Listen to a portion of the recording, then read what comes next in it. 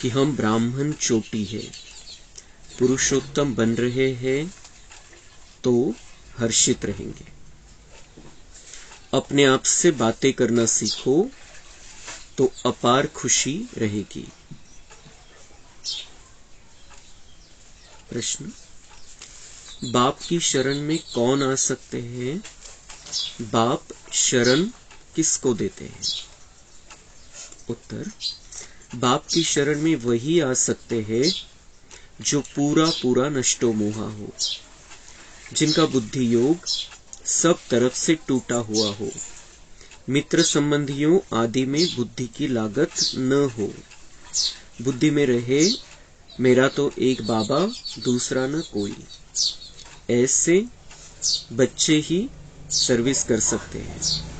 बाप भी ऐसे बच्चों को ही शरण देते हैं। ओम शांति। यह है रूहानी बाप, टीचर, गुरु। यह तो बच्चे अच्छी रीति समझ गए हैं, दुनिया इन बातों को नहीं जानती। भल सन्यासी कहते हैं शिवोहम, तो भी ऐसे नहीं कहेंगे कि हम बाप, टीचर, गुरु है। वह सिर्फ कहते हैं शिवोहम तत्त्वम। परमात्मा सर्वव्यापी है, तो हर एक बाप, टीचर, गुरु हो जाए। ऐसे तो कोई समझते भी नहीं। मनुष्य अपने को भगवान, परमात्मा कहलाए, यह तो बिल्कुल ही गलत है। बच्चों को जो बाप समझाते हैं वह तो बुद्धि में धारण होता है ना। उस पढ़ाई में कितनी सब्जेक्ट होती है? ऐसे नहीं, सब सब्जेक्ट स्टूडेंट की बुद्धि में रहती है। यहाँ जो बाप पढ़ाते हैं वह 1 सेकंड में बच्चों की बुद्धि में आ जाता है। तुम रचयिता और रचना के आदि मध्य अंत का ज्ञान सुनाते हो। तुम ही त्रिकालदर्शी व स्वदर्शन चक्रधारी बनते हो। उस जिस्मानी पढ़ाई में सब्जेक्ट बिल्कुल अलग है। तुम सिद्ध कर समझाते हो। सर्व का सद्गति दाता वह एक ही बाप है। सभी आत्माएं परमात्मा को याद करती है, कहती है ओ गॉड फादर। तो जरूर बाप से वर्षा मिलता होगा। वह वर्षा खोने से दुख में आ जाते हैं। यह सुख दुख का खेल है। इस समय सभी पतित दुखी है। पवित्र बनने से सुख जरूर मिलता है। सुख की दुनिया बाप स्थापन करते हैं। बच्चों को बुद्धि में यह रखना है कि हमको बाप समझाते हैं। नॉलेजफुल एक बाप ही है। ज्ञान का सागर परमपिता परमात्मा हमें समझाते हैं।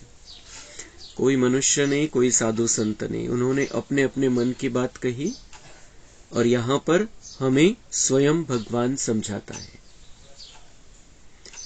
चाहे कोई भी निमित्त हो, समझाने वाला एक भगवान है। हम सबको समझाता है, हम सबके कल्याण की बातें समझाता है। और इसमें जो विषय है वो बाबा म्हणता है की झट बुद्धी में आ जाते। तिथं खूप विषय, खूप अवघड अवघड प्रकारचे विषय, किचकट विषय, इथं तर किती सोप्या पद्धतीने बाबा आपल्याला शिकवतो आणि समजवतो। दुनियेचं आधी मध्य अंत, तिन्ही काळाचं ज्ञान, तिन्ही लोकांचं ज्ञान, हे सगळं बाबा आपल्याला खूप सहज रीतीने समजवतोय। तो बाप को वो कहते हैं गॉड फादर। बाप जो है हम सबका, उन्हें पता नहीं है, फिर भी भक्ति मार्ग में वो कहते हैं गॉड फादर, म्हणजे पिता। तो ईश्वर आपला पिता आहे। तर पिता आहे म्हणजे मग वारसा हक्काचा विषय आला। तो ये वर्षा हमें उनसे मिलता है, हर कल्प में मिलता है। ये कहीं ना कहीं रिकॉर्डिंग आत्माओं की बुद्धि में है और इसलिए वो पिता कहते हैं उनको। तो ये वर्षा मिलता है और जब हम वर्षा खो देते हैं तब दुख में आ जाते हैं। बाबा से वर्षा मिलता है, वो कमाई हम साथ में लेकर जाते हैं और जब हम गलती कर देते हैं, जब हम देहभान में आ जाते हैं, जब हम विकारों के वश हो जाते हैं, तर तो हक्क गमावून बसतो आपण. तो जो वारसा मिळालेला होता तो समाप्त होऊन जातो. जितना पवित्रता की धारणा उतना वर्षा ज्यादा. पवित्रता को खत्म कर देते हैं द्वापर से तो वर्षा खोने लगता है. तो पवित्र बनने से सुख जरूर मिलता है. सुख की दुनिया बाप स्थापन करते हैं. बच्चों को बुद्धि में यह रखना है कि हमको बाप समझाते हैं. नॉलेजफुल एक बाप ही है, उसके पास ही ज्ञान है. एक बाबा हमको समझाता है और ज्ञान भी सिर्फ उसी के पास रहता है, वो हमको दे देता है. सृष्टि के आदि मध्य अंत का ज्ञान बाप ही देते हैं. और सभी धर्म जो स्थापन हुए हैं वह अपने समय पर आएंगे. प्रत्येक धर्म आपल्या आपल्या वेळेनुसार त्या धर्माची पुन्हा स्थापना होते. प्रत्येक कल्पामध्ये तसंच्या तसं रिपीट होतं आणि म्हणून ते बाकीचे धर्म येतात. ड्राम्यामध्ये नोंदलेलं आहे, त्यानुसार ते बाकीचे धर्म येत राहतात. लेकिन अंत में बाबा आता है और सारा सच हमें बताता है. यह बातें और कोई की बुद्धि में नहीं है. तुम बच्चों के लिए बाप ने यह पढ़ाई बिल्कुल सहज रखी है. सिर्फ थोड़ा विस्तार से समझाते हैं. कारण आपल्याला आठवत नाही. 63 जन्मापासून तर वेगळं जीवन जगत आलेलो आहे आपण. आणि म्हणून बाबा म्हणते मला विस्तृत रूपाने समजावं लागतं, थोडंसं तपशील द्यावे लागतात. नाही तर खूप सोपं आहे. 7 दिवसाच्या कोर्समध्ये सगळं येऊन जातं. पण त्या स्थितीमध्ये पोहोचायला पुन्हा आपल्याला ते दैवी दुनियेमध्ये जाऊन राहण्यासाठी जी पात्रता यायला पाहिजे, त्यासाठी बाबा हे सगळे तपशील आपल्याला देत असतात. मुझ बाप को याद करो तो तुम तमोप्रधान से सतोप्रधान बन जाएंगे. योग की महिमा बहुत है. प्राचीन योग भारत का गाया हुआ है, परंतु योग से फायदा क्या हुआ था यह किसको पता नहीं. इतकीशी सिंपल गोष्ट की दुनियेमध्ये म्हणतात की भारताचा प्राचीन योग खूप मशहूर आहे, खूप प्रसिद्ध आहे. पण त्याच्यामुळे काय झालं होतं नेमकं? योग म्हणजे काय? योग म्हणजे योगा, योगासन होतं का? तर कोणत्या प्रकारचा योग होता? आत्मा जर परमात्म्याला ओळखतच नाही आणि ज्याला योग लावायचा ती आत्मा कुठे हेच माहिती नाही, तर कोणी कोणत्या प्रकारचा योग लावला, कोणत्या योगाने काय झालं, तर सगळं गोंधळ आहे. गोंधळाची परिस्थिती आहे. नुसतं प्रसिद्ध आहे, पण त्याच्यामुळे परिवर्तन काय झालं होतं हे जानते नाहीये. फक्त प्रसिद्ध आहे म्हणतात आणि येतात पण विदेशातले ते शोधण्यासाठी की इथून काहीतरी प्राप्ती होईल मला. लेकिन इस योग से क्या हुआ था? हम मनुष्य से देवता बन गए थे. ये राजयोग जो परमपिता परमात्मा ने स्वयं सिखाया था, उससे हम मनुष्य से देवता बन गए थे और ये सृष्टि नरक से स्वर्ग बन गई थी और हम आत्माएं तमोप्रधान से सतोप्रधान बन जाते. फिर से महापरिवर्तन हो जाता है. जे दुःखाची दुनिया है ती समाप्त होऊन जाते आणि सुखाची दुनिया येते. ये हुआ था योग से. प्राचीन भारत का प्राचीन योग जो हर 5000 साल के बाद बाबा सिखाता है आकर. लेकिन उसकी सिर्फ एक वो उनकी बुद्धि में सिर्फ उसकी एक चित्र है, एक रिकॉर्डिंग है सिर्फ की कुछ तो हुआ था. पण नेमकं काय झालं होतं हे आता आपण ते प्रोसिजर स्वतः बघतोय. इस योग से क्या हो रहा है. यह है गीता का वही योग जो निराकार भगवान सिखलाते हैं. बाकी जो भी सिखलाते हैं वह मनुष्य है. देवताओं के पास तो योग की बात ही नहीं. यह हठयोग आदि सब मनुष्य सिखलाते हैं. देवता जेव्हा आपण राहू तेव्हा कोण कोणाला योग शिकवणार नाही, कोणी कोणत्याही प्रकारचा योग लावणार नाही, कोणाचंही ध्यान करण्याची आवश्यकता नाहीये किंवा योगा करण्याची पण तिथं आवश्यकता नाहीये. कारण शरीर सगळ्यांचे परफेक्ट एकदम 2500 वर्ष काहीच होणार नाही. त्यामुळे कोणत्याही प्रकारचं तिथे योगासन वगैरे करण्याची गरज नाही. म्हणून बाबा म्हणतात वो योग भी नहीं सिखाते, योगा भी नहीं सिखाते, करते भी नहीं है, सिखाते भी नहीं, क्योंकि जरूरत नहीं है. वो जो कुछ भी करना है हमें यहां पर करना है. सीखना भी है, सिखाना भी है. और हठ योग तो बाबा हमें सहज योग सिखाते हैं. हठ योग तो दुनिया के मनुष्य साधु संत सिखलाते हैं. देवताएं न सीखते हैं न सिखलाते हैं. दैवी दुनिया में योग की बात नहीं. योग से सब पावन बन जाते हैं.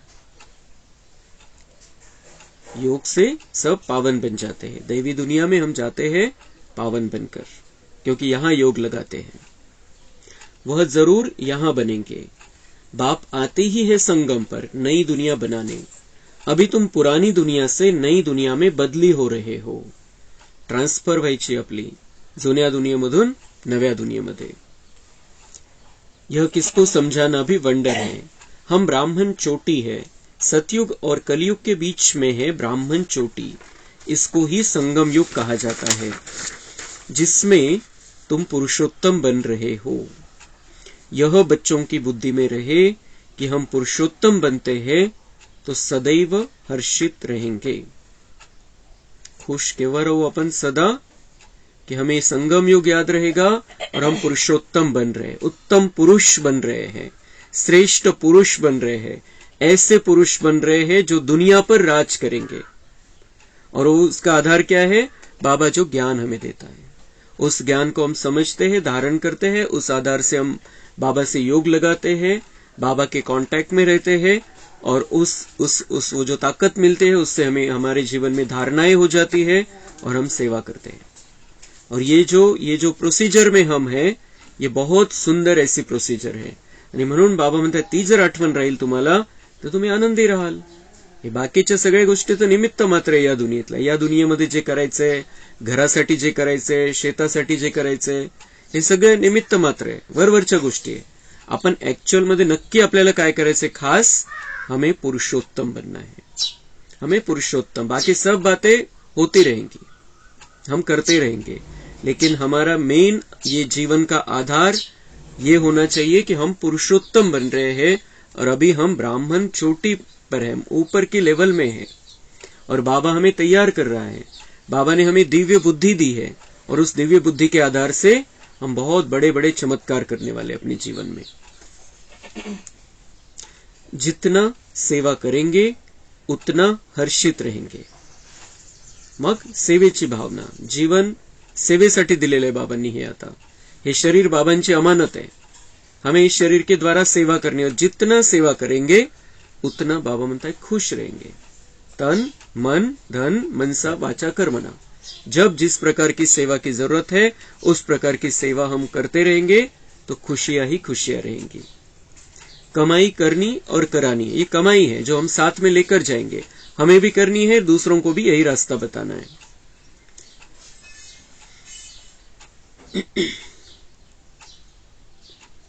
सारा दिन सेवा ही सेवा। मित्र संबंधियों तरफ कोई भी लागत नहीं होनी चाहिए। जो इन आंखों से देख रहे हो उन सब का विनाश होना है।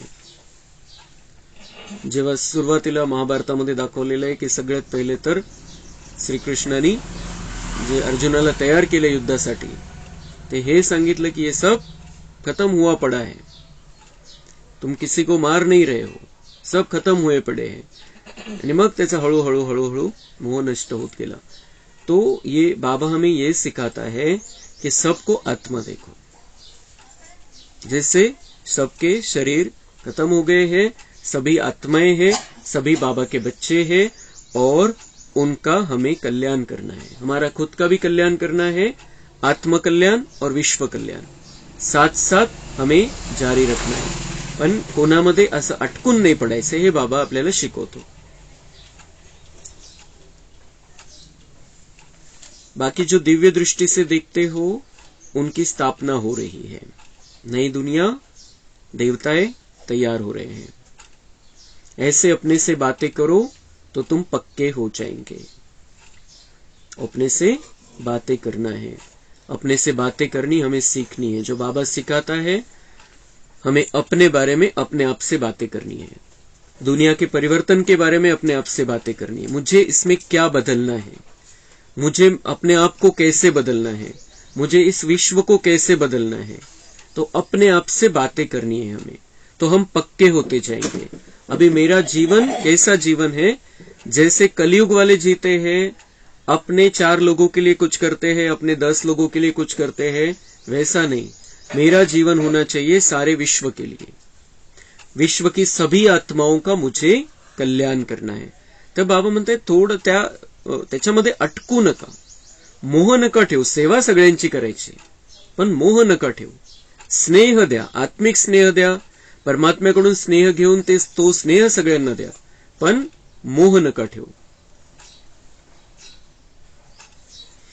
बेहद के बाप से मिलने की खुशी होनी चाहिए. कोई राजा के पास जन्म लेता है तो कितना फकूर में रहता है. पहले राजे लोग होते, राजकुमार, किती नशामध्ये राहायचं कि मेरा बाप राजा है, मैं राजकुमार हूं. तो अभी तो हम किसके बच्चे बने हैं? डायरेक्ट इस विश्व के मालिक सर्वशक्तिवान परमात्मा के बच्चे बने हैं. तो उसकी कितनी खुशी होनी चाहिए हमें. हम बाप के बन गए हैं. साधारण गोष्ट थोड़ी है. करोड़ों मध्ये कोणी आत्मा है अपन. हम बाप के, भगवान के बन गए हैं. डायरेक्ट सर्वशक्तिवान के हम संतान हैं. उससे हमारा नजदीक का संबंध है. उसके हम डायरेक्ट बच्चे हैं और हम सदा उसके संपर्क में रहते हैं. तो आता आपल्या संपर्क क्षेत्राच्या बाहेर नाहीये. अपन त्याच्या रेंज मध्ये आलेलो आहे. तो इस बात की हमें कितनी खुशी होनी चाहिए.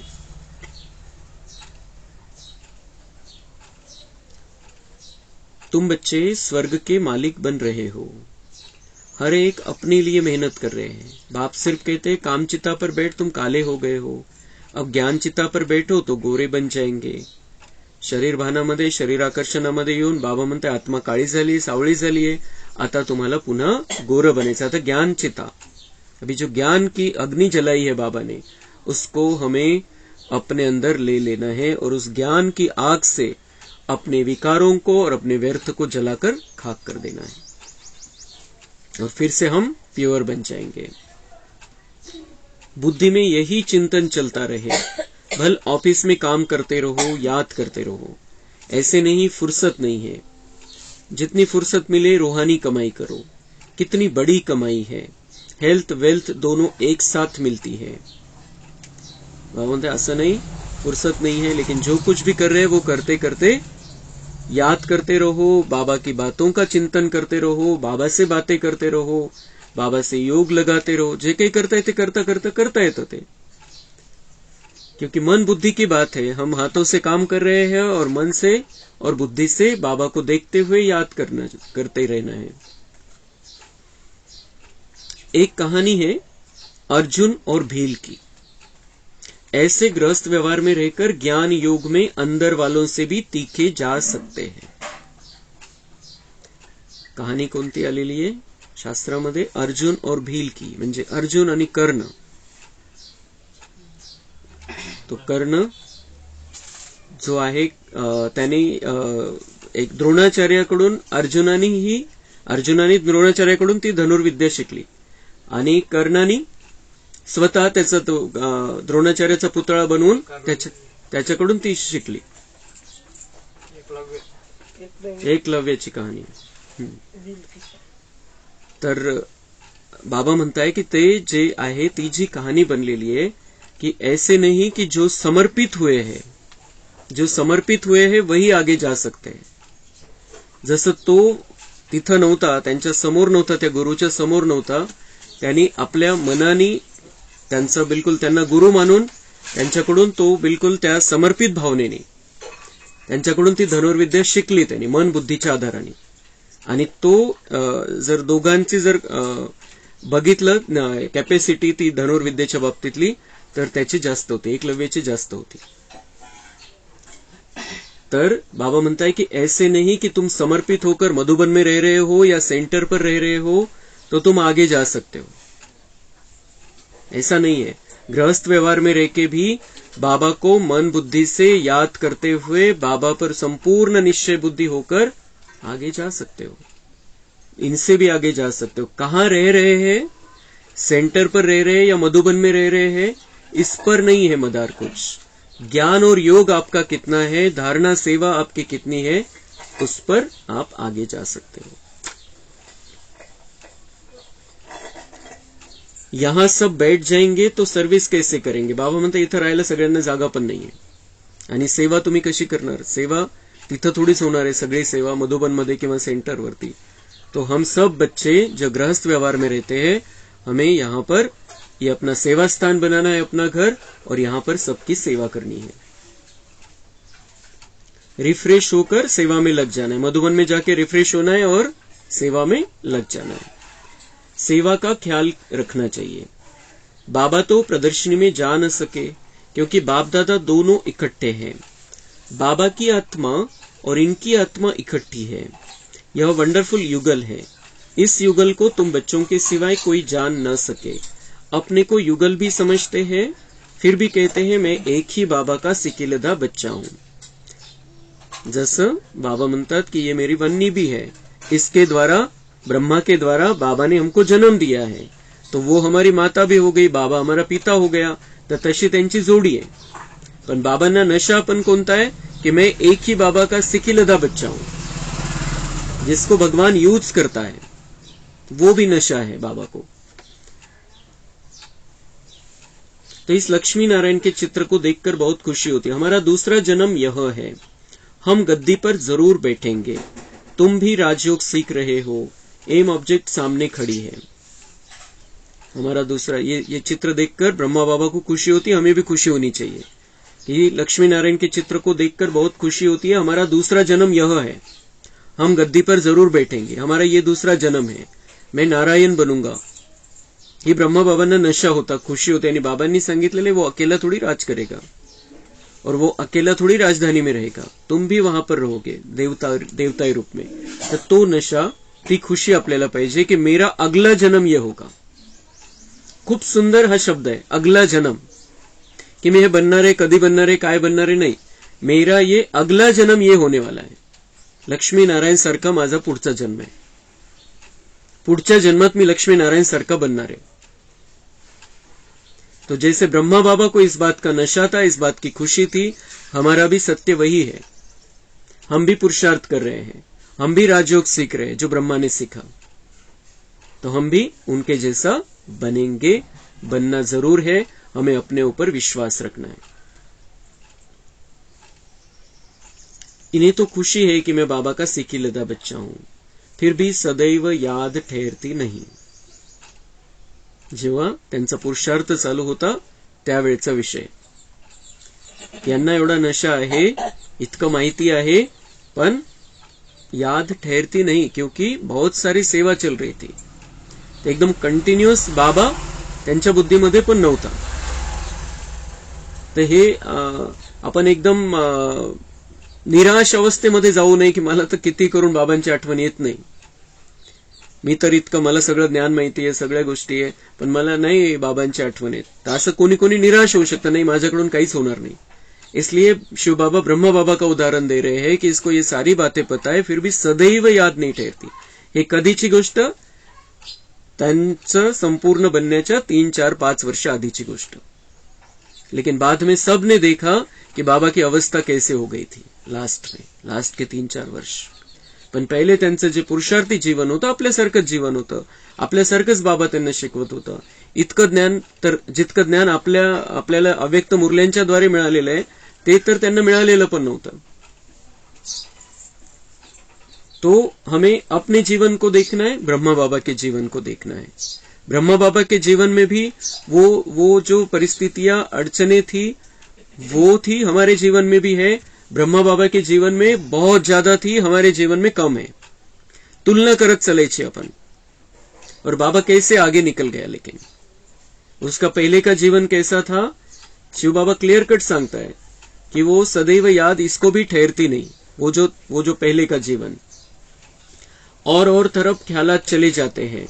ड्रामा का लॉ नहीं जो एकदम याद ठहर जाए और कोई ख्याल न आए। बाबा म्हणते ड्राम्यामध्ये हा नियमच नाहीये की तुमचे सगळे विचार समाप्त होऊन जातील, कोणताच विचार येणार नाही आणि बिल्कुल बाबांची आठवण, वो फाइनल होता है। लेकिन हमें इस बाबा यही पक्का करा रहा है हमसे कि असं नहीं होणार, असं नका समजू तुम्ही की तुमच्याकडून काहीच होत नाहीये। हम उस रास्ते पर चल रहे हैं, फक्त आपल्याला ब्रेक कधी लावायचा आहे हे लक्षात आलं पाहिजे, किती अर्जंट ब्रेक लावायचा आहे हे लक्षात आलं पाहिजे। कारण त्यासाठी बाबांनी ज्ञानाची स्टेरिंग हातामध्ये दिलेली आहे, ज्ञानाचा ब्रेक दिलेला आहे, ते वापरायचे आणि आपली ही गाडी चालवायची व्यवस्थित, आत्मरूपी गाड़ी पण आणि शरीरूपी गाड़ी पण। तो माया के तूफान याद करने नहीं देते। जानता हूं हमारे लिए बहुत सहज है क्योंकि बाबा की प्रवेशता है। आता ब्रह्मा बाबा म्हणतात, दोघांची बातचीत चाललेली आहे शिवबाबा ब्रह्मबाबाविषयी सांगताय, ब्रह्मबाबा स्वतःविषयी सांगताय की जानता हूं हमारे लिए बहुत सहज है क्योंकि बाबा की प्रवेशता है। बाबा का नंबर 1 सिकिलदा बच्चा हूं, पहले नंबर में राजकुमार बनूंगा, फिर भी याद भूल जाते। पहिले ब्रह्मा बाबा ने सांगितलं, इसको पता है सब, फिर भी भूल जाता है याद। मग ब्रह्मा बाबा पण कबूल करताय, कारण ते दोघं मिळून चालवायचे मुरली। ये बहुत सुंदर उसका उदाहरण है कि कैसे दोनों मिलके मुरली चलाते थे। तर ब्रह्मा बाबा म्हणता है, हाँ मुझे पता है, मैं बाबा का नंबर 1 सिकिलदा बच्चा हूं, पहले नंबर में राजकुमार बनूंगा, फिर भी याद भूल जाती है। अनेक प्रकार के ख्यालात आ जाते हैं, यह है माया। तो ऐसा नहीं कि बाबा ने ब्रह्मा बाबा पर कोई जादू कर दिया था या फिर माया पर कोई जादू कर दिया था कि ब्रह्मा बाबा के पास न जाए। जशी माया आपल्याकडे येते तशी ब्रह्मा बाबांकडे पण जायची, पण ते तिच्यातून त्वरित बाहेर पडायचे। पण असं नाही की माया येतच नव्हती किंवा बाबांना काही विचार यायचेच नाही दुसरे, असं नव्हतं त्यांचं। तर आपल्याला हे लक्षात, म्हणजे बाबा हे लक्षात आणून देत आहे ते दोघं मिळून आपल्याला, की आम्ही पण साधारणच आहे। ब्रह्मा बाबा पण एक साधारणच होता, पण तो काय बनला? नारायण बनला। त्याच्या तुमच्या बाबतीत जे होतं ते त्याच्याही बाबतीत झालेलं आहे सगळ्या गोष्टी। तो हमें ये समझकर कि हम फिर अगर ब्रह्मा बाबा आगे जा सकता है तो हम क्यों नहीं जा सकते। असं नाही की बाबांनी काहीतरी स्पेशल कन्सेशन दिलं होतं ब्रह्मा बाबाला की बस आता काहीच नाही, असं तू आणि मी बस। उनका अपना पुरुषार्थ चला और पुरुषार्थ के आधार से उन्होंने अपनी प्रारब्ध बनाई, हे यातून दाखवून द्यायचंय बाबांना। अब इस बाबा को अनुभव हो तब तो तुम बच्चों को समझा सके की माया कशी येते, माया येत असते। नाही तर बाबांना जर बिलकुल बाबांनी फ्री करून टाकलं असतं, मायेपासून मुक्त करून टाकलं असतं, तर मग ब्रह्मा बाबांनी फक्त नावं ठेवले असते बच्चांना। असं कसं होऊ शकतं? माया कशी येते, असे विचार कसे येतात? ती ते थोडंसं सूक्ष्म मध्ये तर चाललं असतं, ब्रह्मा बाबामध्ये थोडंसं तर चाललं असतं काहीतरी। कारण क्योंकि बाबा मिल गया, इतना ऊंचा ज्ञान मिल गया, फिर भी माया आ कैसे सकती है, असं ब्रह्मा बाबा नाही वाटलं असतं। सूक्ष्म मध्ये भले बोलून नसतं दाखवलं त्यांनी, पण सूक्ष्म मध्ये तर वाटलं असतं। म्हणून बाबा म्हणते, इसको अगर अनुभव नहीं हो तो तुमको कैसे समझा सकता है फिर वो कि बच्चे आएगी माया, विचार आएंगे, लेकिन तुमको क्या करना है। तो ब्रह्मा बाबा ऐसे समझाते थे। क्यों समझा सकते थे? क्योंकि उनको भी वो अनुभव होता था।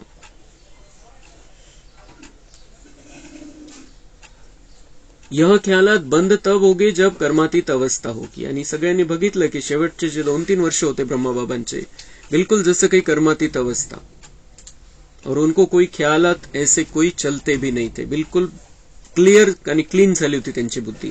तर आपल्याला अशीच आपल्या बुद्धीची स्वच्छता करायची आहे। सगळं गडबड आहे, कारण 63 जन्म 2500 वर्ष त्या स्थितीमध्ये आपण राहिलेलो आहे, आणि म्हणून काही ना काही येत राहणार।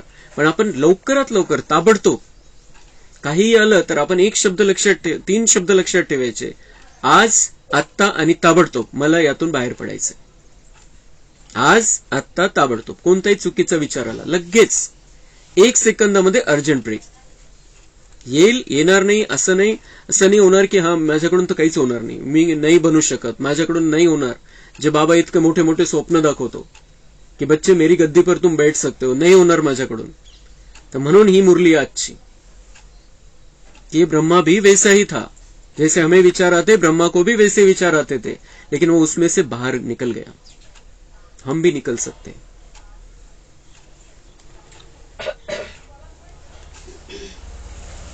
तो आत्मा संपूर्ण बन जाए फिर तो यह शरीर रह न सके। शिव बाबा तो सदैव प्योर ही प्योर है। पतित दुनिया और पतित शरीर में आकर पावन बनाने का पार्ट भी इनका ही है। ड्रामा में बंधायमान है। तुम पावन बन गए तो फिर नया शरीर चाहिए। शिव बाबा को अपना शरीर तो है नहीं, इस तन में इस आत्मा का महत्व है। उनका रखा क्या है? इस तन में इस आत्मा का महत्व है। बाबा म्हणता ये ब्रह्मा का तन, उसमें इस आत्मा का महत्व, मेरा क्या रखा है उसमें, माझं काय त्याच्यामध्ये, त्याचं शरीर आहे। वह तो मुरली चलाकर चले जाते, वह फ्री है। असं नाही की तो अटकून पडलेला आहे त्या शरीरामध्ये, रथ घेतलेला आहे तर ते शरीर कायमचा त्याच्यामध्ये विराजमान आहे। मुरली चलाकर चला जाता है, निकल जाता है, फ्री है, कहां भी चला जाता है। कभी कहां चले जाएंगे। बाबा ने कभी कहा म्हणजे बाबा म्हणतात की भक्तों के पास भी जाना पड़ता है, उनको कोई साक्षात्कार कराने पडते हैं तेवढ्यापुरतं, कारण त्यांच्या भावनेचं भाडं द्यावं लागतं. कधी कधी बच्चांमध्ये जो बाबांचा बच्चा आहे त्याला समोरचा खूप पॉवरफुल आहे आणि जो समजून सांगतो त्याच्यामध्ये कॅपॅसिटी नाहीये, तर सूक्ष्म मध्ये बाबा प्रवेश करतो. हेही बाबांनी सांगितलेले. कभी कभी किसी बच्चे में सूक्ष्म में प्रवेश करके मैं समझाता हूं. एक तर व्हायब्रेशनच्या द्वारे किंवा सूक्ष्म प्रवेश म्हणजे डायरेक्ट नाही, पण सूक्ष्म प्रवेश जसं बाबा आलेला आहे आणि मग त्यामुळे तो पावरफुल रीतीने समझून सांगू शकतो. ये ऐसी बात है, इसलिए बाबा ने इसमें क्लियर कहा है कि मैं कभी कहां चला जाता हूं, मैं फ्री हूं. बच्चों को भी फील होता है कि यह शिव बाबा मुरली चला रहे हैं, शिव बाबा मुरली चला रहे. जे ड्रायव्हिंग सीटवर शिव बाबाच असतो. जेव्हा दोघं पण मिळून पण मुरली चालवताय तेव्हा शिव बाबाच चालवतो खास, पण अधून मधून ब्रह्मा बाबा अपना अनुभव सांगत असतो. तुम बच्चे समझते हो हम बाप को मदद करने के लिए इस गॉडली सर्विस पर खड़े हैं. बाप कहते हैं हम भी अपना स्वीट होम छोड़कर आए हैं. हम बाबा को मदद करने के लिए इस गॉडली सर्विस पर खड़े हैं. तुम बच्चे समझते हो. क्या हम समझते हैं? स्वतःला विचारायचंय. हम बाप की मदद करने के लिए इस गॉडली सर्विस पर खड़े हैं. हमारा बाप का काम है इस दुनिया को बदलना. हमारे बाप का काम है इस अशांति की दुनिया को शांति में परिवर्तन करना. हमारे बाप का काम है इस नफरत, ईर्ष्या, द्वेष, क्रोध वाली दुनिया को प्यार की दुनिया में बदलना. तो क्या हम ये मदद करने के लिए बाबा के साथ में खड़े हैं? ये हमें चेक करना है, और जो भी कोई कमी होगी उसमें मदद करने में, बाबा की मदद करने में, उसको हमें खत्म कर देना है. बाप कहते हैं हम भी अपना स्वीट होम छोड़कर आए हैं. बाबा म्हणते मी निवांत होतो तिथं, काही हे असं काही बघायची गरज नव्हती. तुमचं काय चाललंय, बच्चे बहुत दुख में पडे हैं, इतनी दुख भरी दुनिया, कुठं दंगल, कुठं बॉम्बस्फोट, कुठं सुनामी, कुठं काय होतंय, कुठं काय होतंय. मी आपल्या गोड घरामध्ये होतो. मी आलेलो आहे तुमच्यासाठी, मी तुमच्यासाठी आलेली आहे दुःखी दुनियेमध्ये. स्वर्गात नाही आलो, इथं आलेलो आहे. तो तुम्हारे लिए आया हूं, तो हमें भी उसका उतना महत्व रखना है. परमधाम अर्थात परे ते परे धाम है मूल वतन. बाकी खेल सारा सृष्टि पर चलता है. तुम जानते हो यह वंडरफुल खेल है. बाकी दुनिया एक है, दुनिया एक ही है. ये खेल नीचे ही चलता है, इसी दुनिया में नीचे ही चलता है. ऊपर मूल वतन में हम आत्माएं रहती है, आराम करती है और खेलने के लिए नीचे आती है. वो लोग चांद पर जाने की कोशिश करते हैं. यह तो साइंस का बल है. साइलेंस के बल से हम जब साइंस पर जीत पाते हैं तब सायन्स भी सुखदायी बन जाते. आताचं विज्ञान कसं आहे? आताचं विज्ञान सुख देणारं पण आहे आणि दुःख देणारं पण आहे. जे विज्ञानाने साधनं दिली, एकीकडे सुख पण देते आणि एकीकडे मग दुःखाला तेच कारण बनते. लेकिन जब हमारी जीत हो जाएगी तब ये सायन्स भी सुखदायी बन जाएगी. इथलं जे विज्ञान, इथली जी विज्ञानाची प्रगती आहे त्यामुळे आपल्याला फायदा होईल सुखासाठी, आरामासाठी, पण कोणतंही दुःख त्याच्यातून निर्माण होणार नाही.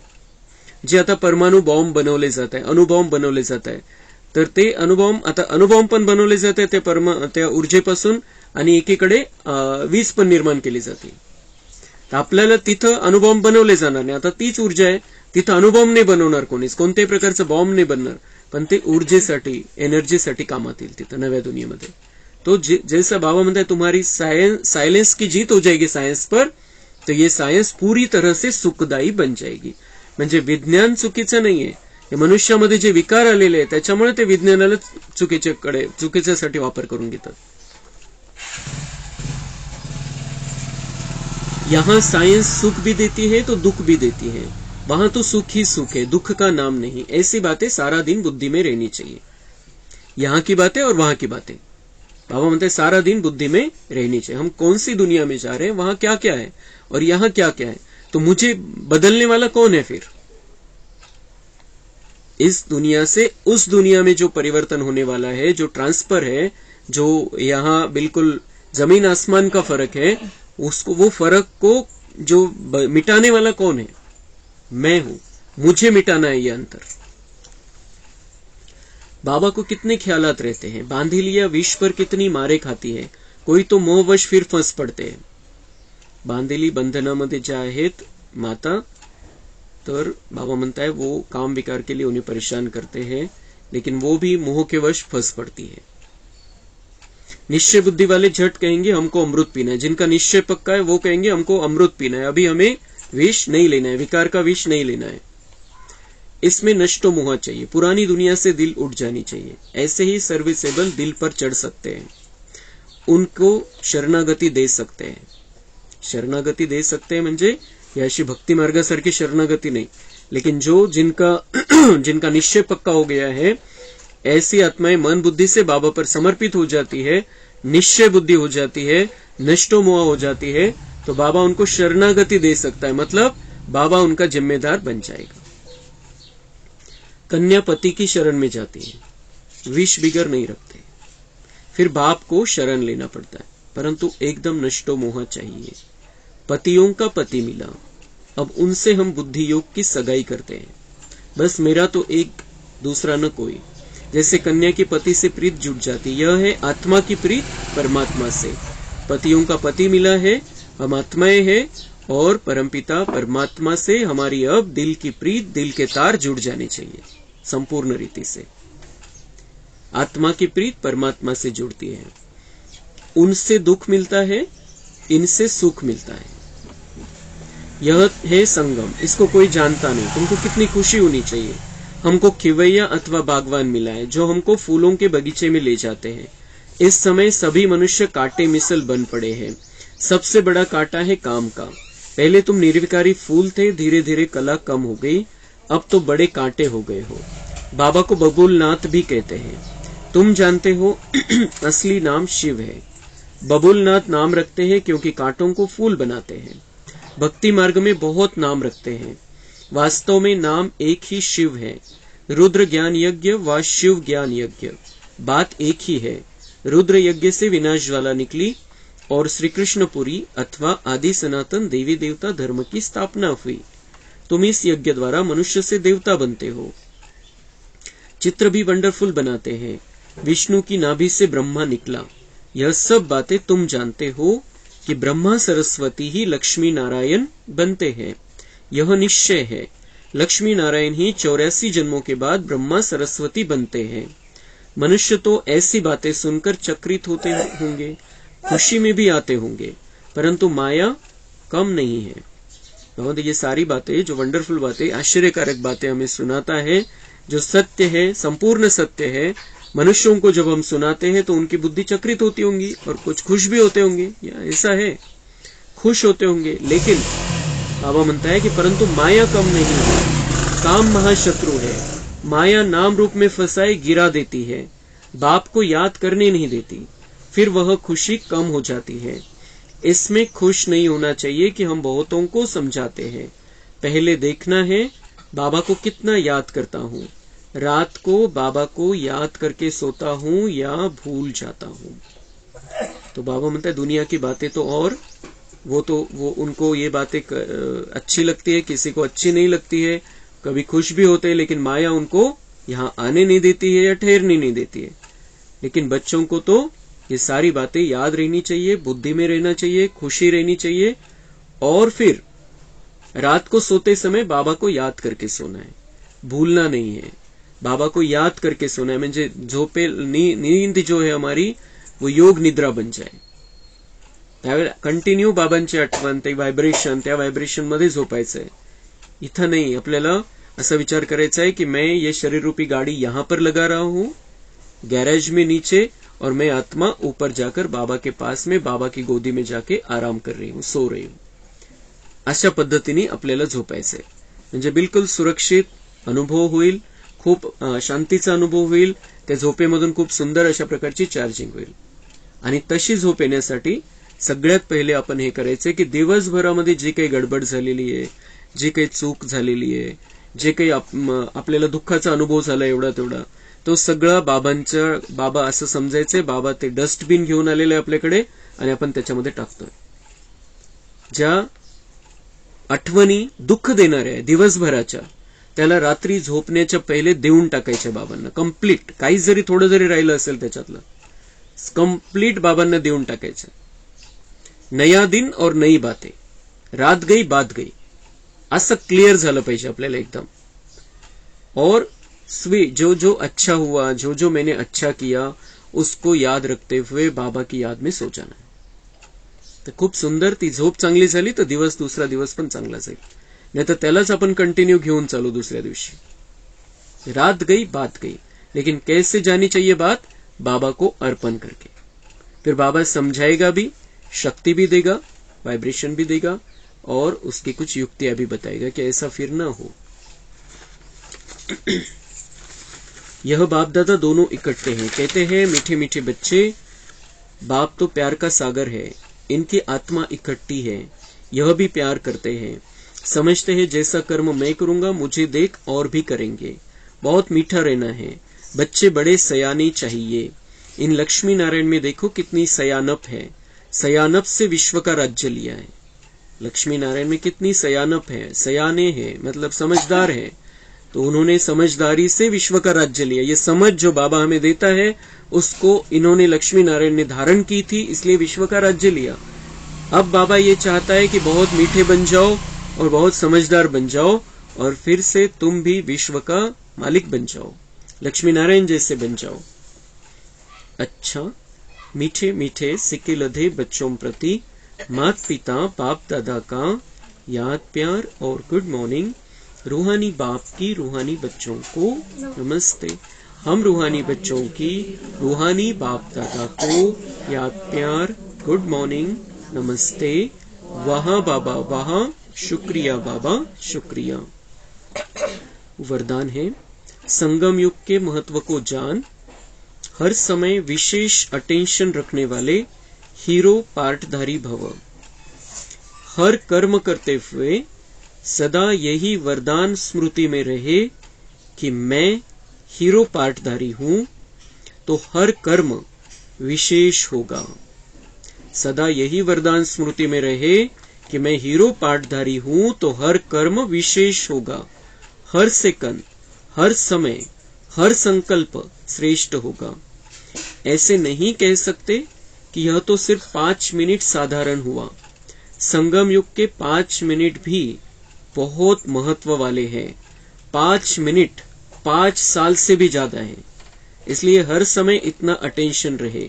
सदा का राज्य भाग्य प्राप्त करना है तो अटेंशन भी सदा काल का हो. 5 मिनट भी संगम युग के बहुत महत्वपूर्ण है. इतने महत्वपूर्ण है कि 5 मिनट भी 5 साल से भी ज्यादा है. ऐसा अर्थ क्या है कि 5 मिनट, अगर हम 5 मिनट कुछ विकार की अवस्था में रहे, 5 मिनट हम व्यर्थ में रहे, तो वो 5 मिनट हमने वेस्ट कर दिए और वो 5 मिनट हमारे जो 5000 साल में 5 साल खराब कर देंगे. हे नक्की आहे. एक तर खराब करतील नाही तर लेवल कमी होईल. इतना महत्व हमें रखना है. संगम युग में हम आ गए हैं, ये बहुत बड़े भाग्य की बात है. हम बाबा के बन गए हैं, बाबा हमारा हो गया है. अब मिनट मिनट सेकंद सेकंद हमें उसका फायदा उठाना है. व्यर्थ आणि विकारांपासून दूर राहायचं आपल्याला. क्योंकि वो बाबा म्हणताय की सदा का राज्य भाग्य प्राप्त करना है तो अटेंशन भी सदा काल का. सदा काल का म्हणजे प्रत्येक क्षणी अटेंशन. हमें मेरी गाड़ी पीछे जा रही है पुरुषार्थ की या आगे जा रहा हूं मैं, चेकिंग और चेंज करते चलना है. स्लोगन है, जिनके संकल्प में दृढ़ता की शक्ति है उनके लिए हर कार्य संभव है. असंभव बाबा म्हणतात की ब्राह्मणों की डिक्शनरी में ये शब्द ही नहीं है. सब कुछ कर सकते हो, सब कुछ हो सकता है. जो भी हमें लगता है कि हम नहीं कर सकते हैं तो हमें ब्रह्मा बाबा को देखना है. ब्रह्मा बाबा भी हमारे जैसा ही था, उसने किया, मैं क्यों नहीं कर सकता हूं. तो अगर दृढ़ निश्चय हमारा होगा, हमारा खुद पर विश्वास होगा, हमारा वो चलाने वाला जो है उस बाबा पर विश्वास होगा और ड्रामा की जो भावी बाबा ने बताई हमें उस पर विश्वास होगा, तो हर कार्य संभव है. हम सब कुछ कर सकते हैं जिसमें हमारा कल्याण हो, जिसमें विश्व का कल्याण हो. तो क्या चाहिए? सिर्फ संकल्प में दृढ़ता की शक्ती. फक्त पक्क राहायचे. जे काही ठरवलंय पक्क राहायचे. शक्ती द्यायची त्याला, त्या संकल्पाला शक्ती द्यायची. तो हम हर कार्य कुछ भी कर सकते हैं. पुरुषार्थ में इस राह पर हम सफल हो सकते हैं. अच्छा, ओम शांति.